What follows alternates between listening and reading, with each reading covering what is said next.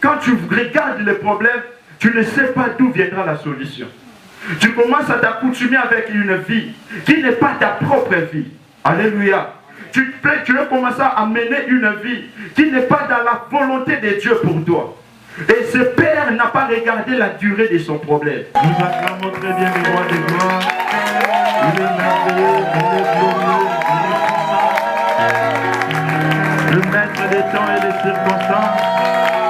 C'est lui l'organisateur de cet événement pour prendre rendez-vous avec toi. Est-ce que tu peux bien acclamer le roi des gloires? Car tu ne rencontreras pas une personne dans ces lieux, mais tu es venu rencontrer un Dieu, alléluia, qui est totalement différent des hommes, totalement différent des êtres, totalement différent des créatures.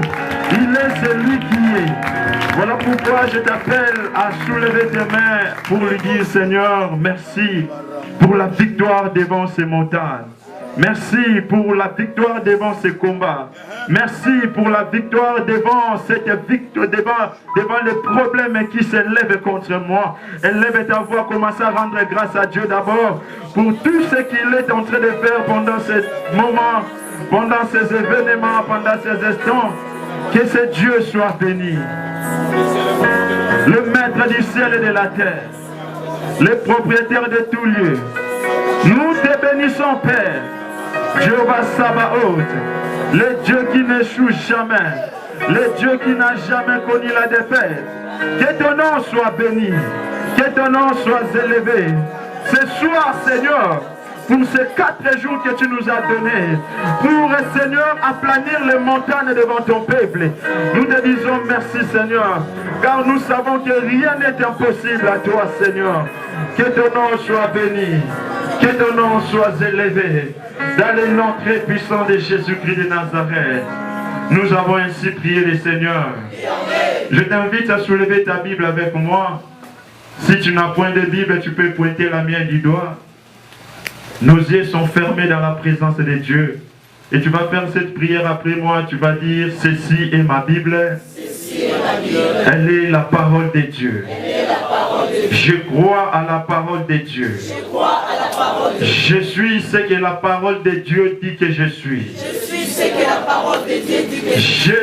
la parole de Dieu dit que j'ai. Je sais que la parole de Dieu dit que j'ai. Je peux ce que la parole de Dieu dit que je peux.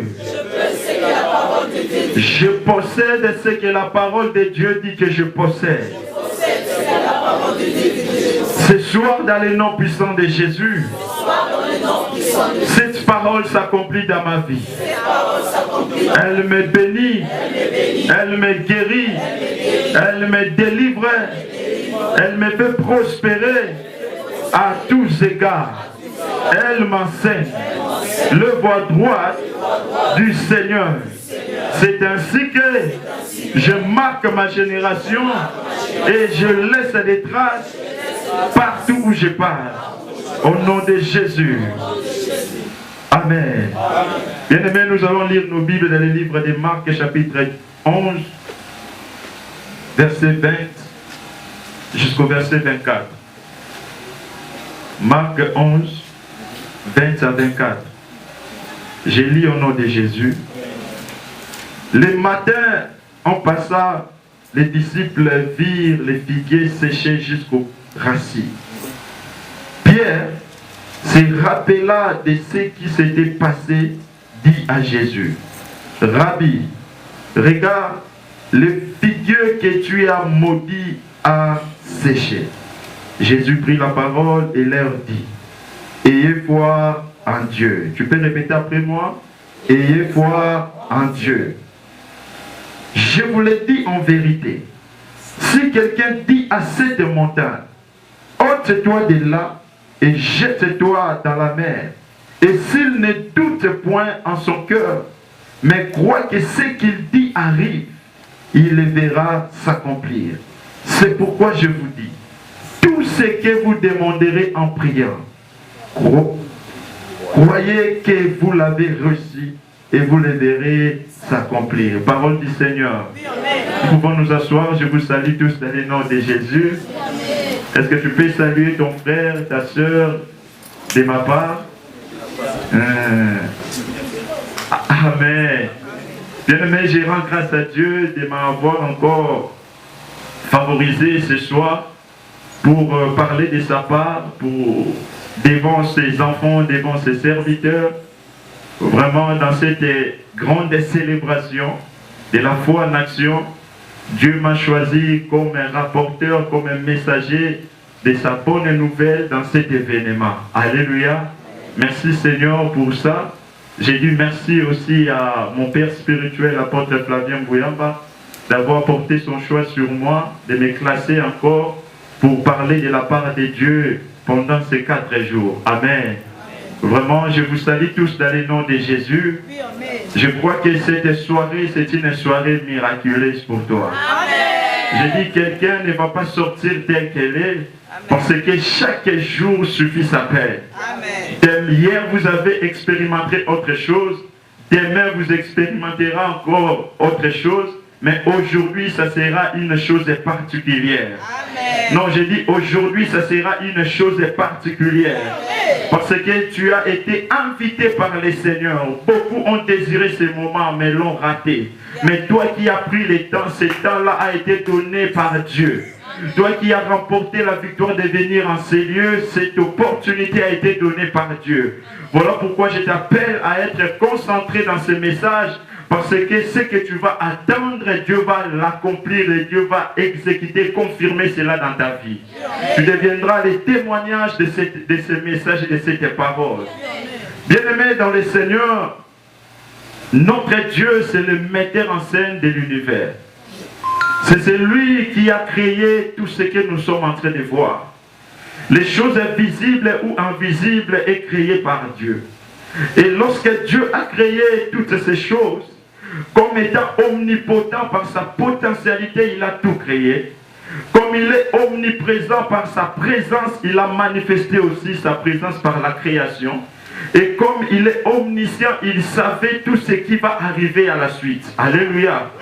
Voilà pourquoi, lorsque Dieu a créé l'univers, ainsi que le monde invisible que nous ne voyons pas, il a créé un être que nous appelons l'ennemi, le diable. Et s'est rebellé dans le ciel, il a cherché à prendre la part de Dieu, mais il n'est pas arrivé à toucher la part de Dieu. La Bible dit qu'il a été jeté par terre comme un éclair. Et lorsqu'il est descendu ici sur la terre, il n'est pas descendu sur la terre pour combattre Dieu, mais il est descendu sur la terre pour combattre les créatures de Dieu. Et dans les créatures de Dieu, nous voyons que Dieu a créé toutes ces choses bonnes à son temps. Mais le 6e jour, Dieu a créé aussi sa représentation sur terre, afin que le diable ne puisse pas dominer sur toute la terre, que le diable ne puisse pas détruire la créature. Dieu a représenté sa présence par toi. Et lorsqu'il a représenté ta présence par toi, le diable, comme il est en train d'attaquer toutes ces créatures, il vient t'attaquer comme une créature de Dieu, mais il oublie une particularité, que tu es Dieu. Amen. Et lorsqu'il se lève avec ce niveau de combat, il vient avec ce qu'on appelle montagne, ce qu'on appelle obstacle, ce qu'on appelle blocage. Voilà pourquoi dans les textes, dans notre thème de ce soir, nous sommes venus pour que toutes les montagnes qui se tiennent devant nous soient ôtées. J'ai dit toutes les montagnes qui se tiennent devant nous soient ôtées. Dans le contexte de ce thème, la Bible nous parle que Jésus-Christ a maudit un arbre.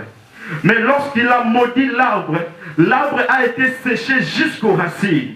Et il dit à ses disciples, si vous croyez en moi, si vous croyez en Dieu, vous ne ferez pas seulement ce que moi je fais, mais vous ferez autre chose.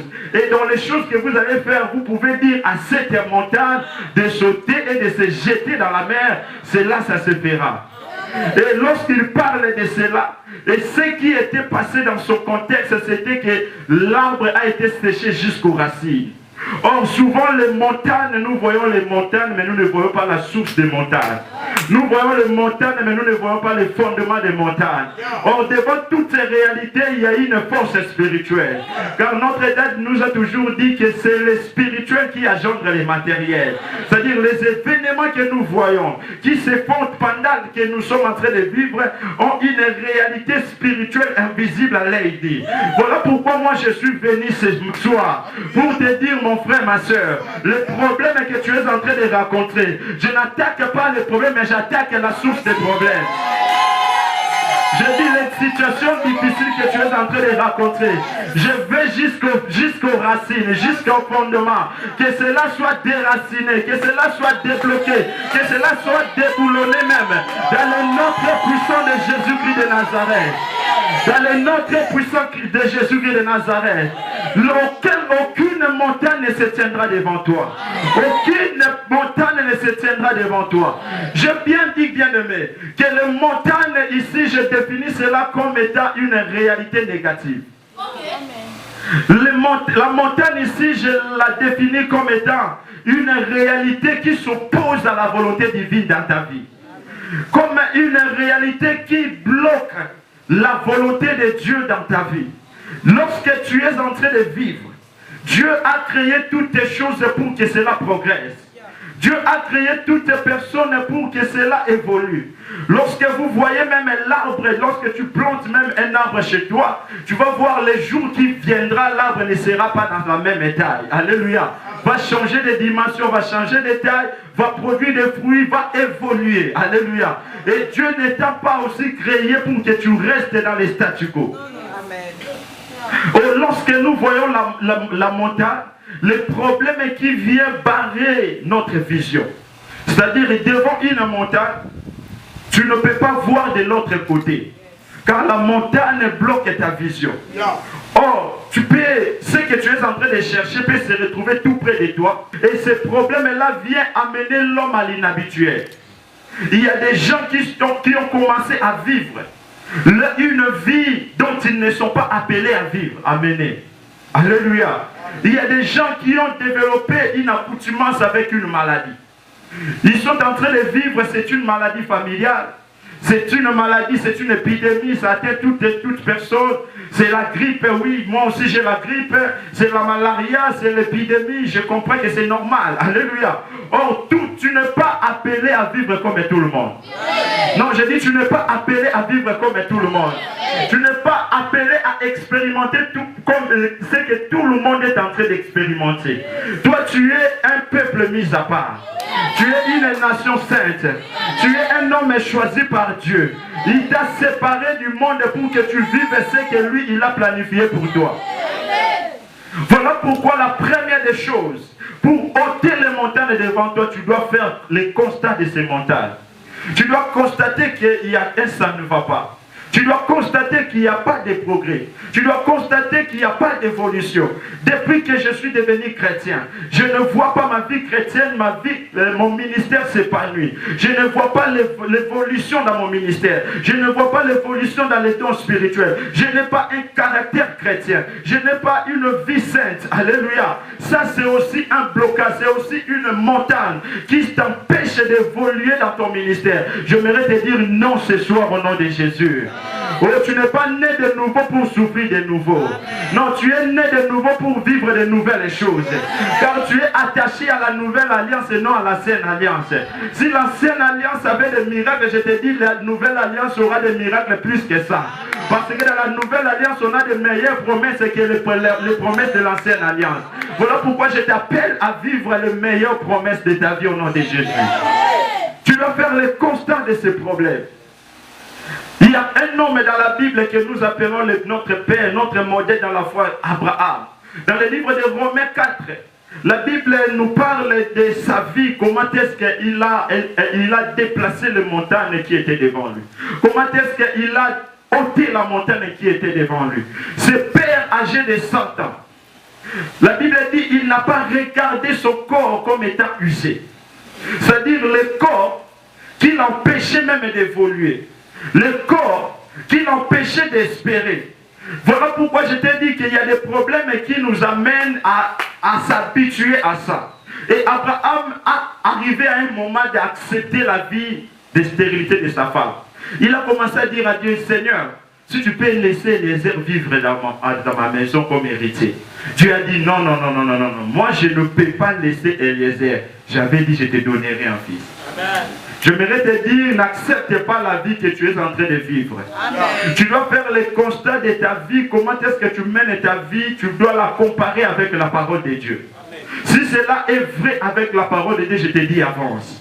Mais si cela ne marche pas de pair avec la parole de Dieu, tu dois t'arrêter ce soir pour que ce qui empêche que la parole de Dieu s'accomplisse dans ta vie, que cela soit ôté.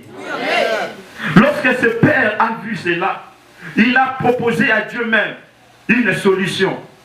Dans sa promesse, Dieu a dit non.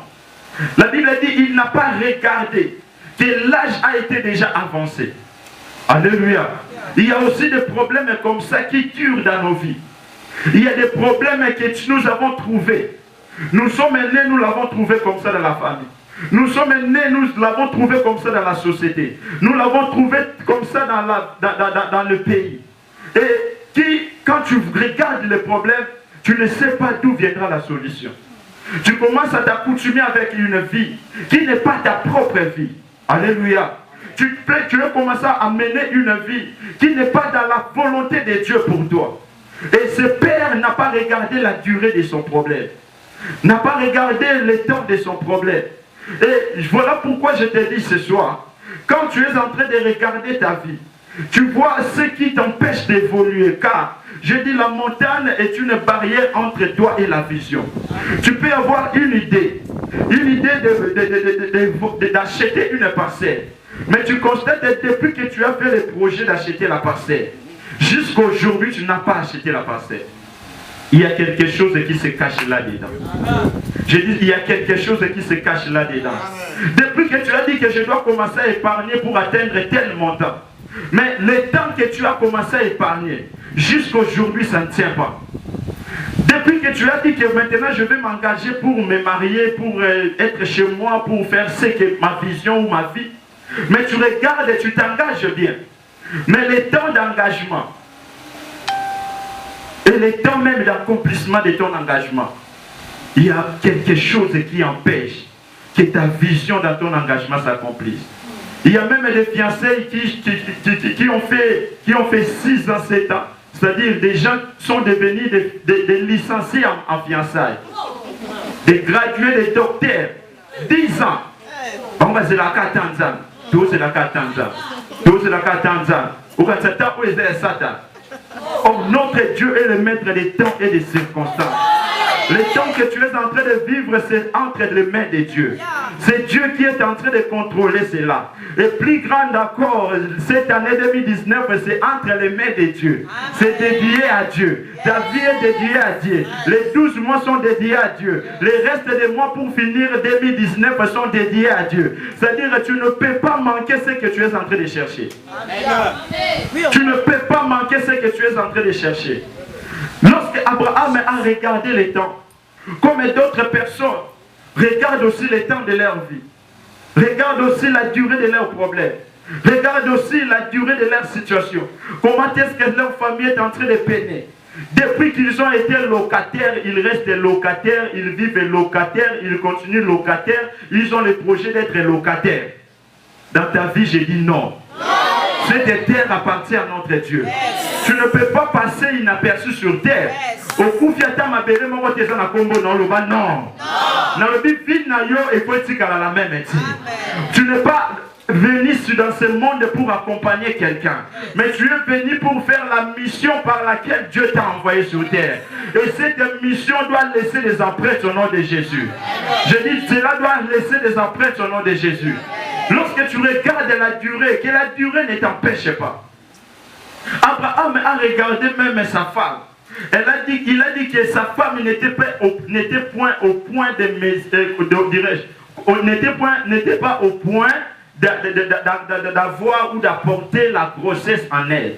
Donc une femme de 90 ans, elle est déjà fatiguée, abattue. Contraction, maman nonata déjà yo comme Congo passe.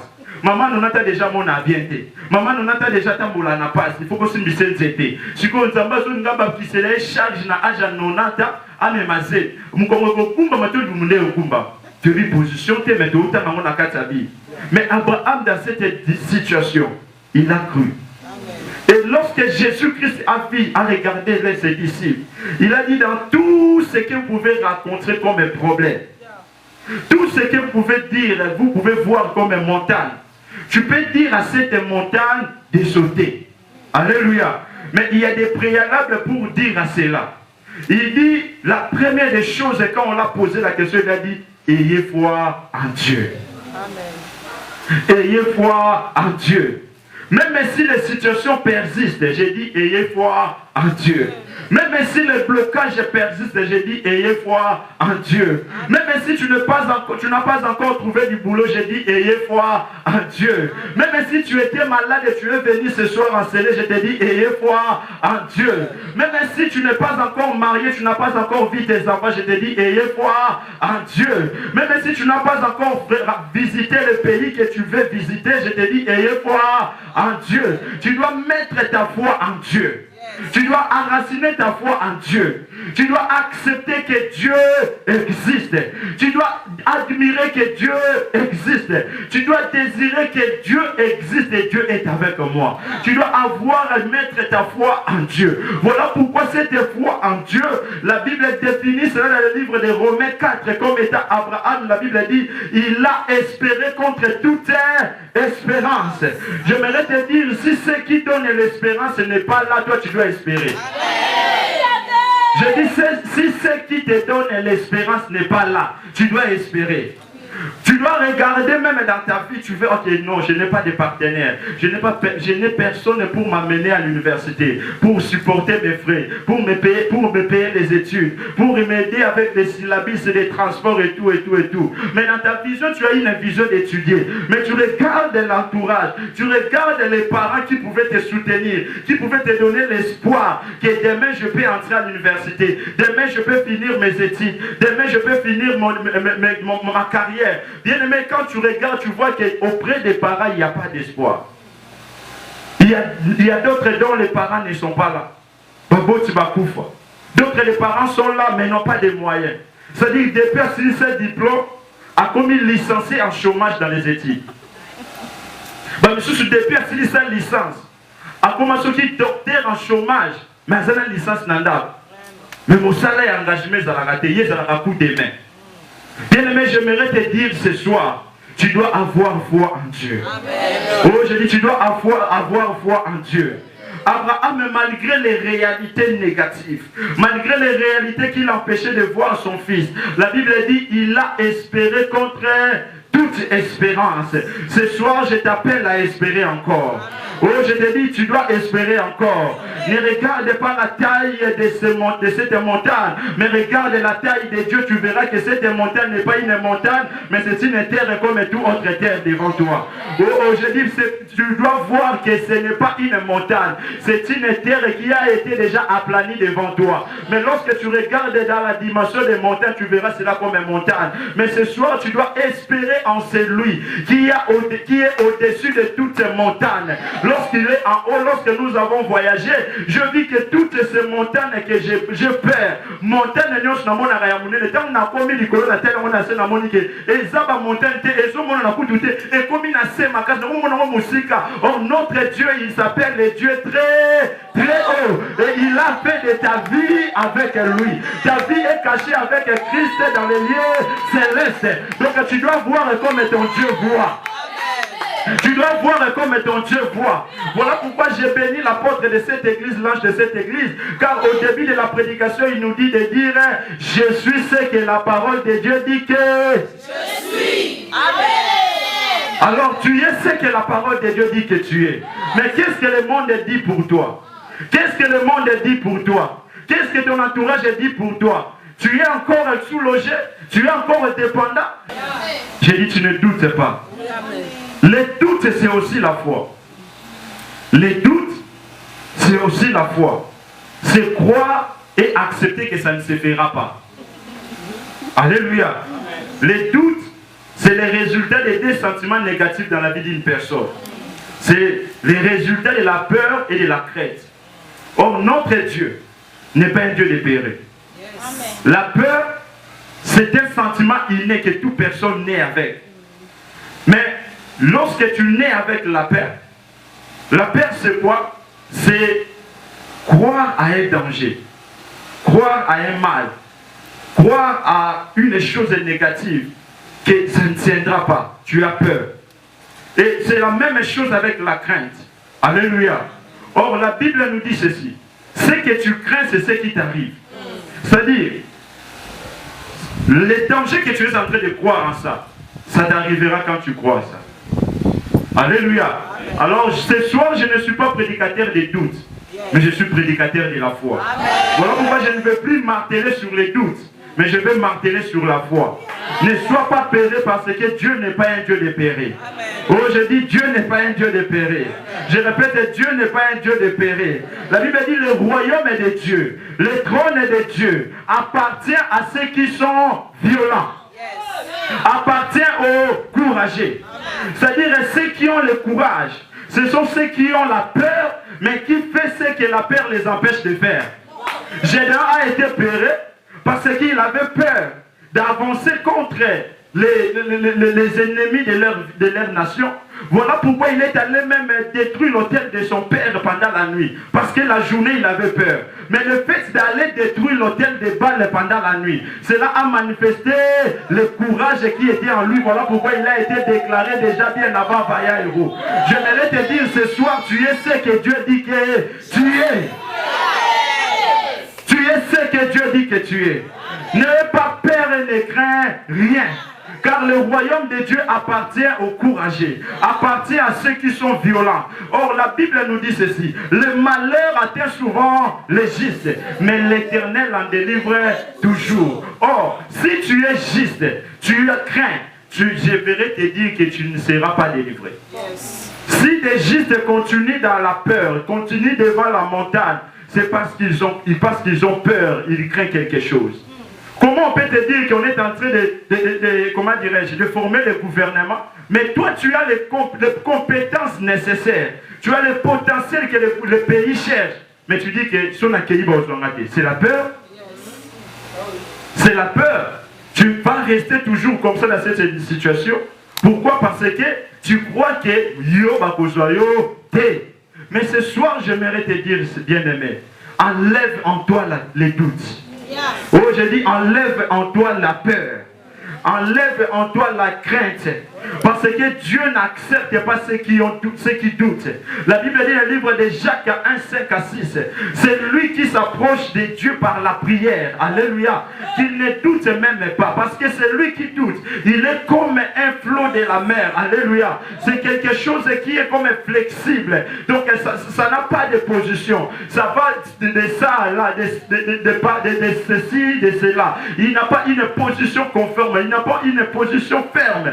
Et celui qui doute ne peut pas être agréé devant Dieu. Et Dieu dit ceci. Celui sans la foi, il est impossible d'être agréable à Dieu. Et celui qui doute aussi ne peut pas accepter, ne peut pas s'attendre plutôt à avoir quelque chose auprès du Seigneur. Voilà pourquoi j'ai insisté un peu là pour te dire qu'enlève les doutes en toi. Oh Nabi, enlève les doutes en toi. Soko bandeko douter na poko lo nabi ko douter te. Soko bandeko banga na poko lo nabi ko banga te. Soko bandeko lenga nabi na poko lo ko lenga te. Voilà pourquoi tu dois mettre ta foi en Dieu. Quand tu mettras ta foi en Dieu, tu auras la facilité d'expérimenter l'enlèvement des montagnes, la planification des montagnes. Les montagnes ne se tiendra pas devant toi. Pourquoi? Parce que la foi, c'est une ferme assurance des choses qu'on espère. Et une démonstration de celles qu'on ne voit pas. Et une ferme assurance des choses qu'on est en train d'espérer. C'est-à-dire, même si je n'ai pas encore vu mon avion, j'espère que j'aurai mon avion.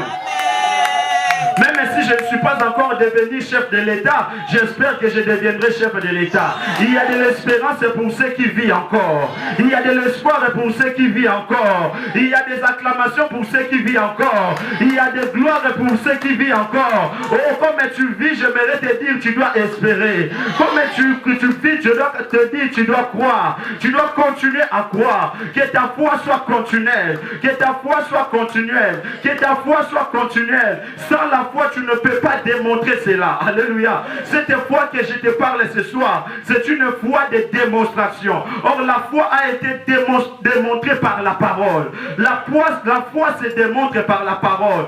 Dieu avait la foi que la terre a été créée, mais la terre était informe et vide. Et Dieu a commencé à déclarer par rapport à ce qu'il est en train d'espérer de voir sur la terre. Il a dit que la lumière soit, c'est la vie ainsi. Voilà pourquoi je te dis ce soir, tu dois accepter à garder ta foi et à manifester ta foi. À garder ta foi et à manifester ta foi. À garder ta foi et à manifester ta foi. Or, c'est quoi la foi? D'où vient la foi? La foi vient de ce qu'on attend. Et ce qu'on attend vient de la parole de Dieu. C'est lui qui est en train de déclarer la parole de Dieu. Il déclare tout simplement sa foi. Or, celui qui a la foi, il est agréable à Dieu. Celui qui a la foi, il est accessible devant Dieu. Celui qui a la foi, Dieu est content avec lui. Alléluia. Dieu est content de lui. Dieu veut maintenant manifester sa gloire à cause de sa foi. Voilà pourquoi le Seigneur a dit, n'a pas parlé de la foi tout simplement, mais il a dit, tu diras à cette montagne. C'est-à-dire, ce que tu dis ne peut pas avoir les doutes en elle. Ce que tu dis ne peut pas avoir de doutes en elle, parce que Dieu est la parole. Au commencement était la parole. La parole était avec Dieu. Et la parole était Dieu. C'est que la foi vient de ce qu'on attend. Ce qu'on attend vient d'où? De Dieu. Donc comme tu es là, tu es le résultat de la parole de Dieu. Je dis, tu es le résultat de la parole de Dieu. Je dis, tu es le résultat de la parole de Dieu. Je répète, tu es le résultat de la parole de Dieu. Voilà pourquoi tu dois confesser la parole qui est le pain de vie. Tu dois confesser la parole qui est le pain de vie. Tu dois confesser la parole. La Bible nous dit dans le livre de Jean 6:48. Il dit que je suis le pain de vie. Or, lorsque le diable est venu tenter Jésus, il a dit à Jésus, si tu peux transformer cette pierre devient le pain. Il dit, écoute-moi mon frère, écoute-moi ma créature. L'homme ne vivra pas seulement de pain, mais de toutes paroles qui sortent de la bouche de Dieu. La parole qui est l'image, le pain qui est l'image de la parole. C'est-à-dire, si tu manques le pain physique, je te dis, la parole de Dieu peut créer le pain en toi. Voilà pourquoi je t'assure que tu ne manqueras de rien. Oh, je t'assure que demain tu ne manqueras de rien. Si aujourd'hui tu es affamé, demain tu seras rassasié. Oh, je dis demain tu seras rassasié. La parole qui est la source de l'existence et de toutes les choses, je dis, est capable de te donner ce que ta vie manque. Oh, le diable voulait montrer à Jésus que l'homme vivra seulement sur ce qui est physique. Mais le Seigneur a dit non, il n'y a pas seulement ce qui est physique, mais il y a des choses spirituelles qui engendrent les matériels. Il y a des choses spirituelles qui engendrent les matériels. Ce n'est pas seulement le pain, mais moi je parle de la parole. Je parle de la parole. Et il y a une femme cananéenne suivait le Seigneur pour un miracle. Sa fille était malade. Sa fille était au point de mourir. Mais Jésus-Christ ne voulait pas d'elle. Jésus-Christ lui dit, je suis venu pour les brebis d'Israël, les brebis perdues d'Israël. Et oh, Jésus-Christ lui reprend encore pour lui dire plutôt, je suis là. Je ne peux pas donner les pains des enfants aux petits chiens. Il dit, les petits chiens. Elle dit plutôt, les petits chiens mangent les miettes qui tombent. Mange les miettes qui tombent. Mange les miettes qui tombent. Or, la femme cananéenne ne cherchait pas le pain, mais la femme cananéenne cherchait une parole. Cherchez une parole qui est le pain de vie, le pain qui donne le mouvement, le pain qui donne l'essence, le pain qui donne l'évolution. Jésus-Christ l'a regardé et il a dit, je n'ai jamais vu une grande foi comme cette femme. J'aimerais te dire, il y a des choses qui changeront dans ta vie à cause de ta déclaration. Dieu opère dans des dimensions. Il y a des choses que Dieu attend que tu les demandes, mais il y a des choses que Dieu attend que toi-même tu puisses les créer par ta parole. Et tu dois accepter à créer. Car Anna, pendant qu'elle était en train de prier, pendant qu'elle était en train de se lamenter dans les temples, on a attrapé une ivrogne. Et il a dit, mais il faut aussi qu'on a pendant qu'elle priait. Mais lorsqu'elle a fait la déclaration dans sa prière, elle a dit au Seigneur, si tu me donnes un fils, je vais les consacrer à toi. La Bible dit, l'homme de Dieu est venu pour lui dire que ta prière a été exaucée. J'aimerais te dire, dans tes prières, tu dois savoir ouvrir une fenêtre pour des déclarations. Oh, je dis, tu dois accepter à ouvrir une fenêtre pour des déclarations. Je te dis, tu dois accepter à ouvrir une fenêtre pour des déclarations. Dieu ne t'appelle pas pour que tu puisses vivre les réalités de la terre. Mais toi, tu dois voir au-delà des réalités ce que Dieu a promis pour toi. Ce soir, je t'appelle pour dire une chose, que ta réalité sera changée ce soir. Je dis, ta réalité sera changée ce soir. Je dis, ta réalité sera changée ce soir. Quand Jésus parle de la montagne c'est une réalité physique. Moi aussi, je parle de la réalité physique que tu es en train de vivre, que cela doit changer positivement au nom de Jésus. Aujourd'hui, cela va changer positivement au nom de Jésus. Il y a des changements qui vont de haut vers le bas. Mais moi, je suis venu déclarer les changements qui vont de bas vers le haut. Parce qu'avec Dieu, nous commençons par un, mais nous finissons par millions. Notre Dieu est un Dieu de multiplication. Voilà pourquoi je viens chasser la pauvreté dans ta vie en déclarant la multiplication de tes finances au nom de Jésus. Oh, la pauvreté, c'est le manque de choses nécessaires. La pauvreté, c'est le manque de choses importantes. Ce soir, si tu manques, si on t'appelle pauvre, c'est parce que tu manques les choses qui font ta pauvreté. Des choses que ton cœur désire. Or, lorsque Dieu multiplie ce que toi tu as, j'aimerais te dire que la pauvreté sera ôtée. Je dis la pauvreté sera ôtée. Je répète, la pauvreté sera ôtée. Je déclare la pauvreté sera ôtée. Devant la stérilité d'Abraham, Abraham ne pouvait plus devenir le père de multitudes s'il ne déclare pas qu'il est le père de multitudes à l'âge de 100 ans. C'est-à-dire pendant tous les 24 années de la promesse, Abraham était toujours Abraham. Mais lorsque Dieu veut changer sa destinée, Dieu a dit, tu dois commencer d'abord à confesser sur ta vie, tu es le père de la multitude. La pauvreté qui est une montagne devant toi, le manque qui est une montagne devant toi, le chômage qui est une montagne devant toi, la stagnation qui est une montagne devant toi. J'aimerais te dire ce soir, alléluia, cela sera ôté par tes déclarations au nom de Jésus. Oui, je dis, c'est sera ôté par tes déclarations au nom de Jésus.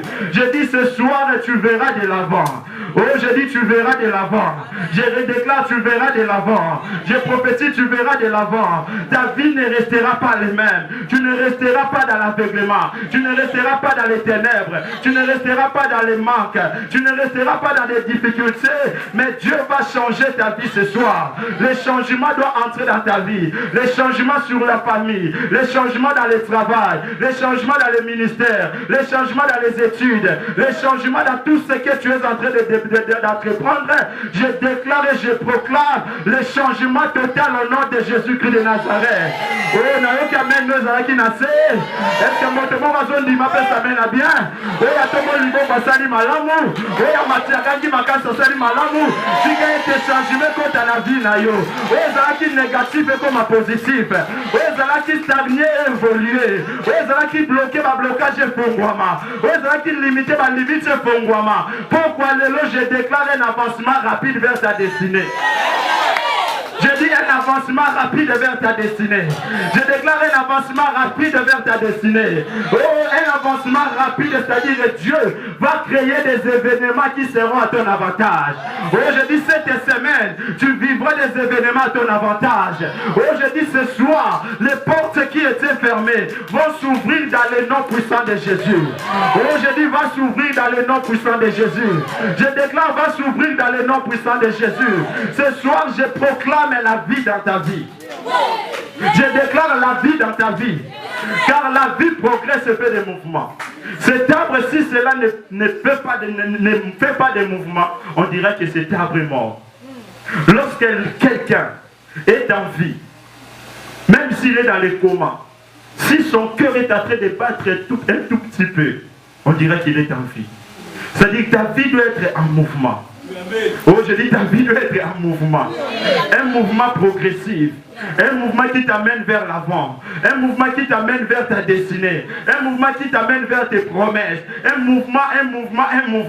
Et les promesses de Dieu, c'est cette année que cela va s'accomplir. Oh, je dis que c'est cette année que cela va s'accomplir. Dieu te donnera tout ce qu'il a mis à ta disposition pour cette année. Ce que tu as attendu longtemps. Ce que tu as attendu longtemps. Ce que tu as attendu longtemps. Ce que tu as attendu longtemps. C'est par la parole de Dieu ce soir. Je déclare la multiplication des événements par ton en faveur au nom de Jésus. Notre Dieu est un Dieu de multiplication.